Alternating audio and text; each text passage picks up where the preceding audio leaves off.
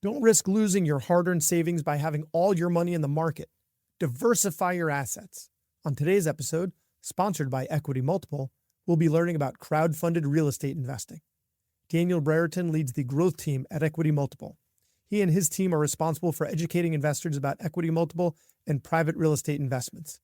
Prior to joining Equity Multiple, Daniel spent several years at UBS in high net worth and corporate wealth management consulting for retirement plans in excess of $3 billion. Hey, this is Brad Block, host of The Physician's Guide to Doctoring. This is a personal and professional development podcast for physicians where we have experts on the show that try to teach us everything we should have been learning while we were memorizing Krebs cycle. Doctors change lives every day. But what happens when life changes yours? A single injury, a sudden illness, your career, your income, your future can shift in an instant. The best physicians don't just plan for success, they protect it.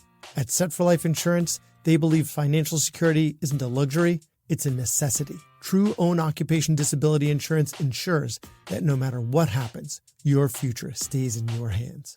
Because protecting your income means protecting everything you've built. Visit drpodcastnetwork.co/setforlife today. Secure your future before life makes that choice for you. Daniel Brereton, thanks so much for being on the podcast. Brad, really appreciate you having me. So let's talk about crowd-funded real estate, because I don't totally understand is that like Kickstarter for buildings? Yeah, it's an interesting way of thinking about it. We have a lot of these platforms where you can invest fractionally in different private market investments. There's private real estate, private equity, private credit. And I think it's all investors pooling their money to invest in a much larger project. Some people might be familiar with buying a building or a second home for themselves. Sometimes you go in with a friend and you go 50-50. That's pooling money. You're putting in $500,000, he's putting in $500,000, and you each have 50% of the building. Imagine doing that with a much larger building and many more people, and you break those shares down into much more manageable slices. But previously, that's not how things were done for real estate, right? There would be a principal and they would meet some people through their network that would then fund it, and they'd all get together, and I imagine their monocles and their top hats and run the real estate industry. But it's since been democratized, right? So that more people have access to that. So what happened? I think the Jobs Act under President Obama was what made crowdfunding of real estate possible. So can you just fill in the details of that? Yeah, totally. And you're talking about, I think, that proverbial back room, that smoky room, that lounge where people are meeting to do their various business transactions. And without the smoky back room, and sometimes with the golf course, that was how a lot of these deals got done. You had to know someone, had to get into someone's network. They'd call you up every once in a while when they've got a new deal to do. And yeah, it was a very limited set of people. You had to have enough capital, and the check sizes were much, much larger. So really democratizing is what a lot of these platforms have tried to do, which is bring an even playing field to people who meet the accredited investor definition or maybe don't meet that definition, but raising for a different platform, and give them access. And yeah, you mentioned the Jobs Act. That was a hugely instrumental. Jumpstart Our Business Startups Act with the Obama administration really paved the way for Reg CF or Reg crowdfunding. Now, we don't necessarily use that specific legislation, but I think what it kicked off in 2015 was this gold rush almost of platforms standing up. The technology had evolved finally to not have to individually call each investor or send paper subscription documents to everyone. It became a lot easier to do research online, find platforms that were offering private market investments, and then syndicate that to a much larger audience. Private market transactions often have limits of like 100 people in specific instances, but what happens is the real estate, especially, and some of the new regulations with the Jobs Act allowed hundreds of people to be involved with a single transaction. So again, you get these large transactions broken down into much smaller pieces.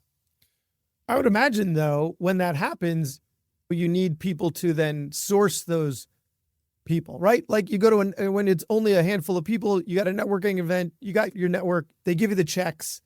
There's no middleman. But now there's a middleman, and I would imagine there might be another middleman, right? Yeah, I think, again, it depends on what type of investments you're looking at, but you make a good point, right? Like when it was just the big Blackstones and KKRs of the world raising for their large funds, or it's these individual transactions in the back room, yeah, you might have a direct connection with the sponsor, or in the case of Blackstone or KKR, you go to your financial advisor and they make you write a check for $250,000 and then you're in that fund. In some of the platforms that you might see, that's how it's working, right? A big LP will be, or a big GP or sponsor is issuing a deal for $20 million, and then they go to their different syndicators and raise their offerings. And I think that's where the syndication sometimes gets a bad name, with some of the platforms adding extra layers of filters and ways to get on the platform. The closer that you can get to the deal, the better. For us at Equity Multiple, we have a large network of sponsors that we've worked with before. We've got a large network of brokers that can introduce us to a lot of different deals and different sponsors that are looking to raise capital.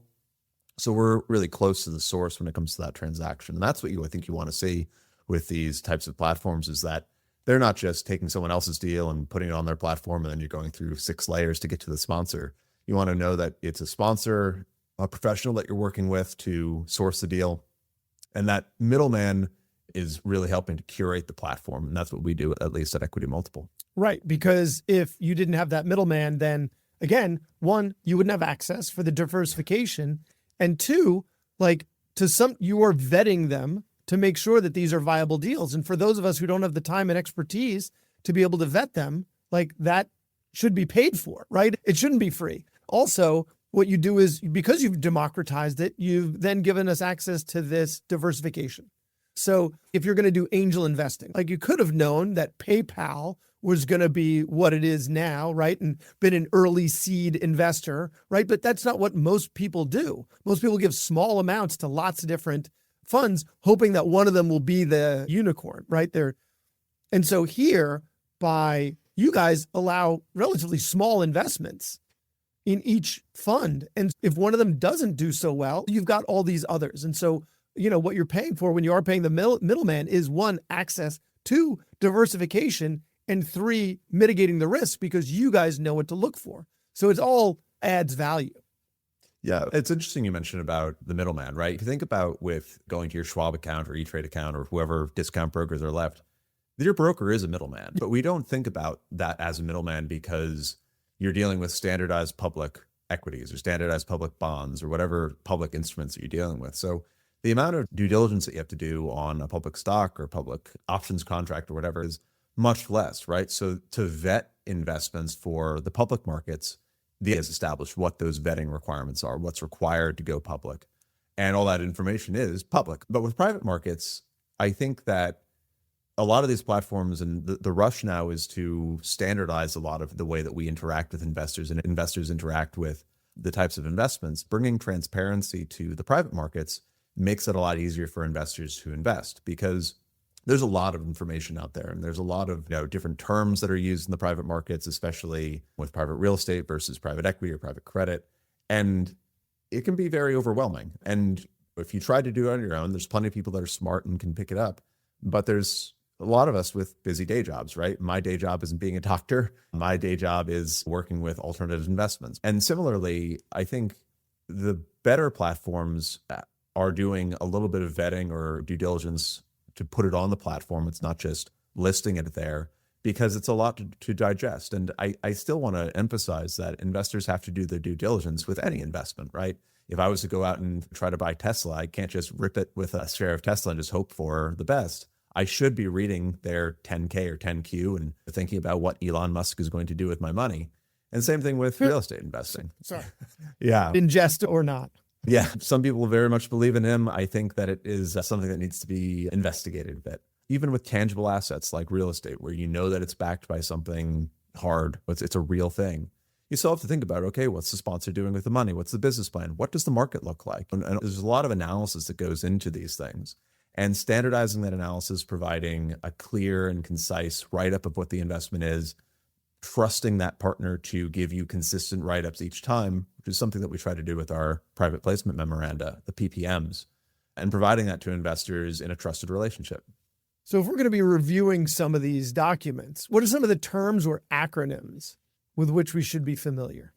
Yeah, I think the first one that's most important is IRR, internal rate of return.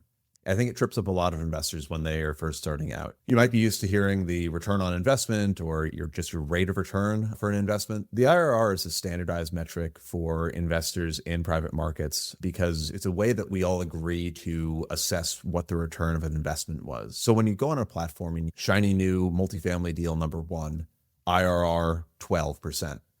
It doesn't mean that's yielding 12%. It doesn't mean that it's just returning 12% of your money after the entire investment. That's an annualized return metric calculated through a specific formula for what your return might be. And it's a way to compare investments, right? If it's annualized, you know that it's going to be comparable to another investment regardless of the hold periods. The next one that pairs off with... Hold on. So IRR, right, is annualized. So that's a way for us to standardize it and look at it. But some of these deals, you might be getting some of the rent rolls for a little while as a distribution, but then eventually they tune the place up and they flip it to maybe some type of institutional investor that wants something low risk where all they have to do is collect rent indefinitely. So now you've made a equity multiple. You've made a multiple on your investment, hopefully, in addition to the previous IRR that you were getting. So those are two different metrics. How do we distinguish between those? Yeah, and they play off of each other, right? So you'll see the IRR and then you'll see either MOIC, the multiple, or the equity multiple as it's called. And the equity multiple or multiple invested capital is the total amount of cash flow that you receive, the total distributions that you receive from it, including your capital appreciation and your original principal back, divided by the original principal amount. So if you put in $100,000 and the multiple is 2.5x, then that means that over the life of the investment, you're anticipated to receive $250,000, 2.5 times. And that includes every source of the return, including cash flow, dividends from the rents, capital appreciation, and your original investment back. Okay. Anything else? So we've covered equity multiple. Yeah, I think in the last one is just cash on cash return or the yield of the investment. Those are the dividends that you're receiving. So I think investors like real estate because it's not just buy it and hope that it goes up in value and then sell it. Real estate comes with tangible income. It comes with rents from the tenants. And those rents, after you pay expenses, after you pay to fix up the property, after you pay for the debt service or anything else, taxes, whatever's out there, you have cash flow that could be left over. And that cash flow is then paid out to the investors. We're not looking to just hoard the cash and hope for the best. We're going to pay those dividends out to investors on a lot of these deals. And that cash yield, that average cash yield for the deal is the cash on cash return, the average cash on cash return. And you take that and you can assess, like a dividend yield, how much cash flow you're going to get each year from your investment. If you like this podcast episode, you're going to love the other shows over at the Doctor Podcast Network. For instance, The Scalpel and Sword, hosted by Dr. Lee Nagendran Sharma, a previous guest on this show, who discussed conflict resolution. Covers topics like industrial psychology and personal development, ethics, and you guessed it, conflict resolution in healthcare. Check out Scalpel and Sword. Okay. When we're comparing different investments, it would seem to be an advantage for them to pay fewer dividends, because then you could use that to invest it back in the property to begin with, to then be able to flip it for a higher rate of return at the end. So it seems like if there's a higher cash on cash return, your MOIC, I guess it would be your equity multiple, right? Because that's what you get in the end. How do they figure out which one is preferred? Yeah, I think it depends on the business plan, right? I think this gets into the whole structure of different real estate investment projects, right? You might have heard of, or investors might hear the terms core plus, value add, or opportunistic. And that really is a risk spectrum for the types of investments in real estate. Core is the lowest risk, or tends to be the lowest risk, where it's a Class A property, meaning like new build, very premium finishes, really good long-term tenants, and it's paying, consistent dividends and cash flow. On that business plan, there's no work that's required. You don't have to really put any heavy added value to the property or renovations. So you're just collecting most of that as cash flow. And that's going to have, most of the cash flow paid out to the investors, but it's also not going to have as much capital appreciation because there's not so much work to be put in. Yeah. And on the other side, you've got value add, which is exactly as it sounds. You have to add value to the property. And in that business plan, it's something like it was built in 1980. All the cabinets and counters are Formica, and they want to put in granite, and you want to make it look better. And you go in and you buy the property. It's got tenants in it. You fix it up. over the period that it's fixing up, you're not going to be able to pay out cash because you have to plow that cash back into the property. So you see the different types of business plans are really going to dictate what type of return profile you're looking at. So the value add ultimately becomes a core, right? That's exactly at the end of its first life. And then it gets put in like a pension fund, right? Where they need this just predictable low risk income. Exactly. And that's the exact real estate life cycle, right? As value add investors. And that's what a lot of our investments are. You're not looking to hold the thing forever. I think some investors want to hold it forever and just get the dividends. But for us, do the investment, return the capital back to the investors, and then they can plow it back into another investment themselves and not hold it for a long time and deal with being a landlord. So there are a lot of different shops for online crowdfunding of real estate, right? Like, how do we know as we go from place to place, which one is the one that we should invest with? Sure. First of all, it all has to do with trust. If you get a good feeling from the shop that you're working with, then I think that you've done the due diligence, right? I go back to anything. Like if I don't like my mechanic, I'm probably not going to go to that mechanic again. If I can trust that mechanic to not upcharge me or oversell me on things, then I'm going to believe them. And that all has to do with the transparency, I think. But also it might have to do with the panache of the salesperson who like you met at a networking event and you're like, that guy was really cool. I would definitely give that guy my money, but also he might be just an effective salesperson, right? There should be some objective measures. And actually, I want to get back to that. Is there a way for them to not disclose all of their previous transactions? So they've got some things that have failed. They're not going to be the ones that they tell you about. They only tell you about the successful ones. Yeah, and there are some platforms that don't talk about their track record or just give the annualized metric or the average metric. And the SEC and the marketing rules there, as long as you give a balanced approach or as long as you have the methodology shown, you can say a lot of things. You can't just show your winners. You can't lie about anything, but you can give top line metrics that look pretty good. And I think Nicholas Taleb, author of The Black Swan, he's got a point about never cross a river that's on average 3 feet deep, because on average it could be 3 feet, but it might have some pitfalls along the way. So with a top line metric like that, in equity multiple, I think our average IRR is 16%, but we also want to be transparent and say, look at our entire track record, look at every deal that we've done and see what we've done with various types of projects, various locations, and what the result has been over time. And that's probably one of the most in-depth discussion that I have with new investors is, what have we done? What have we learned from our past mistakes and failings, and how have we improved on the way forward?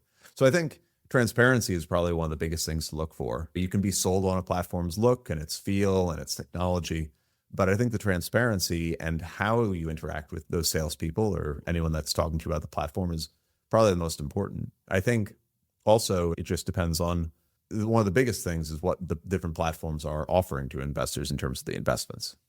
It'd be interesting to hear how the individuals that work at the investment firm invest their own money. Is that ever a point of transparency, or is that a little TMI? I think that each of the individual investment offering is going to have, especially for the equity portion, you want to see how much skin in the game the sponsor has. The sponsor is going to be the one that's managing it day to day. Yeah. Your partner, equity multiple, crowds, fundrise, whoever you're working with, is also going to potentially have a piece in the game as well. So when you're working with an equity investment, you want to make sure the sponsor has skin in the game. We usually look for 10% or more co-investment on the equity side.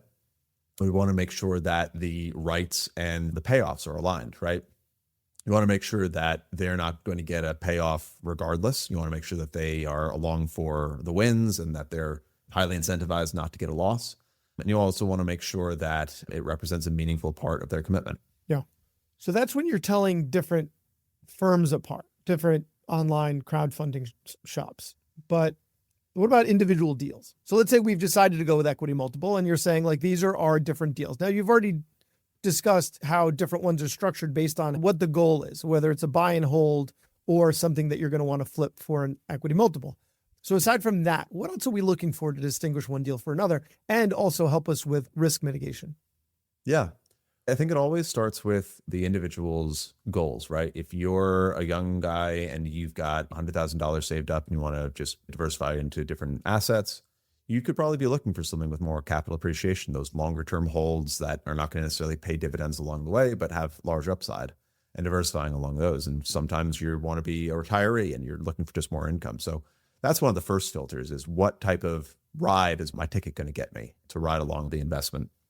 But within that, to just determine whether, after I decided if this is the right type of investment, whether it's a good investment in that type, is to look at the underwriting. You really have to crack open the projections and understand what sort of projections are going into this investment. And what I look for is this overly optimistic? Is it looking for 10% rent growth every single year for 5 years? Are we going to assume that there's renovations, but the cost of those renovations is de minimis or nothing? So there's ways to be very aggressive with the investments, and it can get even as in-depth as the refinance assumptions. If interest rates currently are 5% or 4.5%, and they're assuming that they're going to refinance for an interest rate of 2%, immediate red flag. You can see that there are aggressive assumptions in the underwriting that are probably putting the projected IRR as very rosy. Is there anything that they might be able to misrepresent that we should make sure we investigate, right? Like you just said, you're going to crack open what? The projections. You'll see the pro forma projection. Okay. So that we want to make sure that we take a deep dive into. But is there anything else that if something doesn't smell right, or even if it does, there's something that could be represented? For instance, before you said they could gloss over their losses and not actually show them to you. So you want to, I think, take a deeper dive into that. But is there anything else? Yeah, outside of just straight lying, right? But yeah. I think that you might have heard a cap rate before if you're invested in real estate, the capitalization rate. And the capitalization rate is the net operating income divided by the purchase price of the property. So when you're looking at comps in the market or different ways of looking at the market, you want to make sure that you're not overestimating what the yield for your property is going to be compared to the rest. So I think cherry picking certain comparable properties or showing comparisons that are really not comparable. So if you're in central Manhattan for your property and they're looking at comps in New Jersey, that's probably a red flag because they're just not comparable properties. It's a very different market when you go across the river. Yeah. I remember that when I was looking to live in an apartment in Manhattan, you would have these real estate agents that would put their apartments up on Craigslist. New York is an interesting place in that you have agents for rentals, which I don't think you see in many places in the world, not just for buying, but for rentals, you have agents. And they would show you pictures of what it looks like, but it wouldn't be what it looks like because it's a different apartment that's currently vacant. The one that you're going to rent isn't vacant, so they can't put up pictures. So they put up these super nice pictures, and then you find out it's nothing like that actual apartment, like a bait and switch. I think that's another great point is the projections for the numbers have to be right, but also what are they saying that this thing is going to look like? Are they showing highly glossy photos of what the property look like? Or can you go on Zillow or go on Yelp and see what the property actually looks like and see, there's really bad tenant reviews or there's a lot more damage to the property than you might think. So it's always good to have a third party data source to check on these things. And when sponsors bring deals to us and we're sitting in our investment committee where we beat up the guys who bring in the deals and really vote on what is going to go on the platform, I'll pull up Google Maps and I'll look at properties in the area. I'll look at the industrial warehouse that we're looking at. It's got a leaky roof or the tenants are not actually there. So we're always checking things beyond what the sponsor gives us. That's an excellent point. Like public information that's unrelated. Is there like any government data? Can we find out like the crime rate in the area or the school district, like any easily publicly accessible information? You find out that there's been gang violence 2 blocks away in the recent past, something that you might be like, actually, this is not the place where I think it would be a good idea to invest. Yeah. And there's some of the public data. I think that's also one of the things that makes it difficult to invest as an individual is just how do you get access to a lot of the data that's going to help you compare? And working with someone like Equity Multiple or any of these professional platforms is we have access to a lot of that data. We have third-party professional institutional databases that allow us to look at the market score, look at the foot traffic in areas, look at the crime rates, look at the rental growth and the population estimates for who's moving there. If you're buying a multifamily development, but there's 6 other multifamily developments popping up in the next year, you probably don't want to buy that one because it's going to be an oversupply of property. Yeah. So there are some databases, like I say, I use Google, Zillow, and Yelp for a lot of just open source information. But even for us, we use some professional databases that give us access to what you might call the tape, a listing of everything that's happening in the market. Yeah. So earlier we had talked about fee structures, right? Like sometimes the personally, I have, not from you all, invested in a fund of funds. Like it's just a step below a REIT. And so each level of the fund is someone else who's taken a piece of the pie. And so yes, it has decreased our risk because our money's been spread across a bunch of different investments, but at the same time, the fees have eaten away at any significant amount of profit. Tell us about Equity Multiple's fee structure and then contrast that with other fee structures in the industry. Yeah. In commercial real estate, just at the sponsor level, you're going to typically have some sort of asset management fee and what's known as promote, or the carry that you're paying to the investor, that performance fee for outperforming the original underwriting expectations. For Equity Multiple, we try to keep our fees fairly simple. You pay Equity Multiple a 1% asset management fee typically on most investments, and then we will take a portion often of the sponsor's promote. So we're not often adding a second level of promote. We're just going to take a portion of the deal promote off of that. And then there's administrative expense reimbursements. So those don't go to Equity Multiple. They go to the lawyers, the accountants, and anyone else who's keeping the investment actually running for legal requirements. So we try to keep it very clean. There are plenty of platforms which will take multiple layers of promotes. There's another platform, I won't name names, but they invest in the panoply of alts. Same thing. They had a Blackstone fund. It was fees on top of fees on top of fees. And the original investors might have gotten a 20-something% IRR, but when you back out everything, it's eroding the platform investor returns down to around 12%. So it's taking a significant amount of the fees.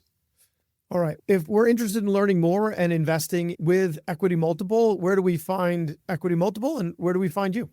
Sure. Yeah. So our website, equitymultiple.com, there's a lot of free informational resources available without having to create a login. To learn more about the investment offerings, you'll just have to create a free profile, just your name and your email address, and then you can browse any of our offerings. One of the big differentiators that we pride ourselves on is being very human-centric, very accessible for human support. So on any of the pages on our website, you can use our intercom, our chat feature. Just click that, type in a question, and you'll get routed to my team. Or you can reach out to us directly at ir@equitymultiple.com, and someone will get back to you within 24 hours. And we're obviously also available on all social media. Our YouTube has a lot of educational content, and our blog has a lot of content as well. So check us out on YouTube. All right. Thank you so much for your time. Thank you, Brad. Have a good one. Thanks for listening. I have a favor to ask. You listened to the episode until the end, which means you either fell asleep or you really liked the episode. So please share it or like it or comment on a social media post or write us a 5-star review. Something. It would really help me out. And maybe what you learned from this episode can help someone else too. The views expressed in this episode are those of the interviewer and interviewee and don't represent the views of their employer or even their significant other. Even though the magic of podcasting make it sound like I'm talking directly to you. This is not a doctor-patient relationship, and this is not medical advice, or financial advice, or really any advice. Thank us again for listening to The Physician's Guide to Doctoring.